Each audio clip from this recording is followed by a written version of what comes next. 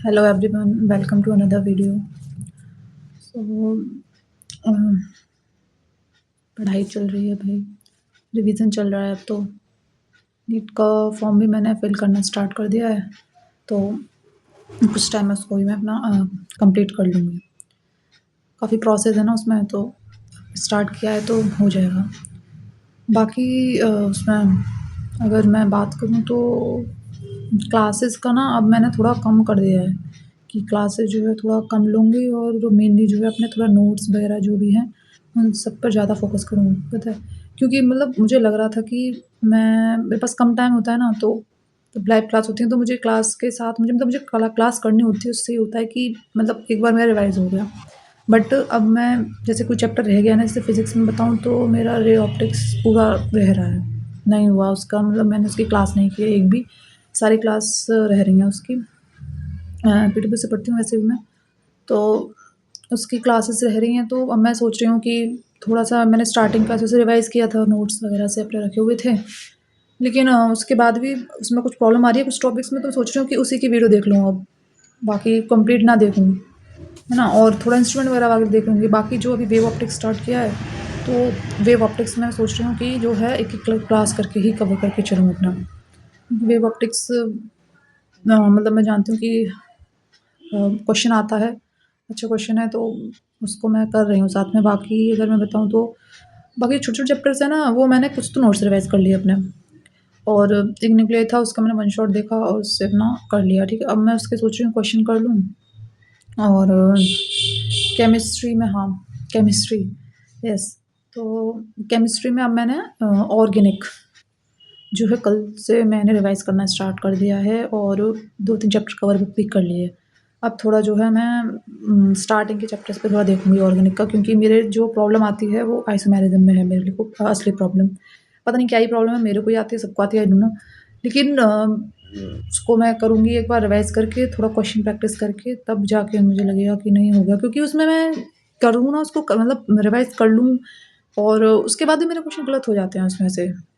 तो उसको तो मैं थोड़ा-सा अच्छे से रिवाइज़ करके टाइम देके थोड़ा-सा, क्योंकि बाकी तो नेम रिलेशन वाले क्वेश्चंस होते हैं ऑर्गेनिक में, तो वो तो एक बार में मतलब याद हो जाते हैं, ठीक है? अब आप उसको बार-बार देखते रहो अपना, तो ये है कि याद रहेंगे। तो मैं लेकिन आइसोमेरिज्म में थोड़ा है एक ऐसी चीज़, तो जैसे उसमें कैलकुलेशन वगैरह का है। तो मतलब जैसे 2-3 चीज़ें ऐसी हैं जो मतलब मुझे कन्फ्यूज़न कर देती हैं ख़ासकर। कभी हिस्ट्री और आइसोमेरिज्म वाला क्वेश्चन होता है तो मैं उसमें कन्फ्यूज़न हो जाती हूँ। तो जैसे कि स्ट्रक्चर बना के उसमें पूछते हैं ज्योमेट्रिकल आइसोमेरिज्म, तो मतलब ऐसे क्वेश्चन कुछ जो है मैं थोड़ा देखूँगी और थोड़ा रिवाइज़ करूँगी पहले। वैसे रिवाइज़ तो बहुत बार कर लिया मैंने, सोच रही हूँ क्वेश्चन ही करूँ डायरेक्ट, सही रहेगा क्वेश्चन से। हाँ, मैंने ना मतलब ये करना स्टार्ट कर दिया बायो में भी, बेसिकली ऐसी बायो मैंने 11th की अब तो नहीं पढ़ रही हूँ, अभी मतलब पढ़ूँगी ऐसा नहीं है। तो अभी मतलब मैं सोच रही हूँ कि ऐसा है ना कि 12th का थोड़ा कम टाइम मिल पाया है ना, तो अब मैं 12th में ही मतलब थोड़ा रिवाइज़ कर रही हूँ उसको। जैसे चैप्टर्स का इवोल्यूशन था, वो मैंने उसके सारे लेक्चर्स लिए थे। क्योंकि मतलब इवोल्यूशन चैप्टर एक ऐसा है ना कि वो समझ में नहीं आता ऐसे, है ना? तो एक बार क्लास कर लेते हैं ना, तो फिर तुम उसको पढ़ोगे तो बहुत आसानी से समझ में आएगा। और मैंने पता है उसको क्लास करने के बाद अभी जैसे पढ़ा है ना, तो बस सही समझ में आ रहा है मतलब। ऐसा नहीं कि हाँ, कुछ-कुछ ऐसे पैराग्राफ हैं कि उसमें वो वैसे ही कन्फ्यूजन वाले होते ही हैं, उससे ज़्यादा वो कोई दिक्कत नहीं है। हाँ, लेकिन बाकी ओवरऑल चैप्टर पूरा हो गया मेरा। ह्यूमन इवोल्यूशन का मैंने नहीं पढ़ा था, तो वो मैंने अपने आप ही कवर अप कर लिया, अपने आप से पढ़ लिया, रीड कर लिया, लर्न कर लिया। और मॉलिक्यूलर बेसिस मैंने पूरा पढ़ा था विद लेक्चर। और ऐसे ही मैंने इनहेरिटेंस वाला जो था वो मैंने पूरा किया था, क्योंकि मुझे ऐसा लगता है ना कि इन जो चैप्टर से जो है क्वेश्चन मतलब थोड़े ज़्यादा भी आते हैं, 3-4 क्वेश्चन आ जाएँगे। चैप्टर अच्छे भी हैं ये वाले, तो इसको सिर्फ नोट से मतलब नहीं चलता। एक बार क्लास करके ही मेरे को मतलब ऐसा मेरे को सेटिस्फैक्शन लगता है कि तभी लगता है कि नहीं, मेरा चैप्टर जो है वो पूरा प्रिपेयर हो गया है।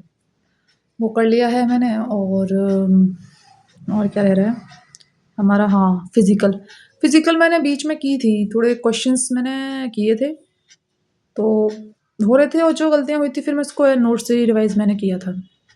यही किया था मैंने फिज़िकल में। बाकी हाँ, अब जैसे कि इनऑर्गेनिक के लिए मैं एनसीईआरटी कर रही हूँ, ठीक है? अब मैंने जैसे प्लान बनाया कि मैं आज डी एंड एफ ब्लॉक पढ़ लूँ, पी ब्लॉक हो गया तुम्हारा। तो इन सबको जो है मैं एक बार एनसीईआरटी में मतलब लेक्चर भी कर रही हूँ मैं इसके, मैंने लेक्चर कर लिए, डी एंड एफ ब्लॉक तो मेरा हो गया। अब मैं उसको एक बार एनसीईआरटी से थोड़ा और कर लूँगी, उसके बाद क्वेश्चन सॉल्व करके वो भी मतलब हो जाएगा प्रिपेयर। इसमें हो जाएगा। और क्या बचता है अपना, हाँ, पी ब्लॉक भी मतलब लेक्चर क्योंकि हो जाएँगे मेरे लेक्चर क्योंकि मैंने पढ़ रखा है तो मुझे जल्दी-जल्दी लेक्चर करके अपना 2x स्पीड पे उसका मैं कर लूँगी। और इसके बाद जो हमारा बचता है वो केमिस्ट्री हाँ, नहीं केमिस्ट्री नहीं सॉरी फ़िज़िक्स फ़िज़िक्स में जो है मैंने अब लेक्चर मैं सिर्फ़ उन्हीं के कर रही हूँ जो चैप्टर मेरा रह रहा था, जिसको मैं सोचा था कि इसको मैं फुल लेक्चर के साथ करूँगी, वही वाला लेक्चर मेरे को देखने रह गए हैं।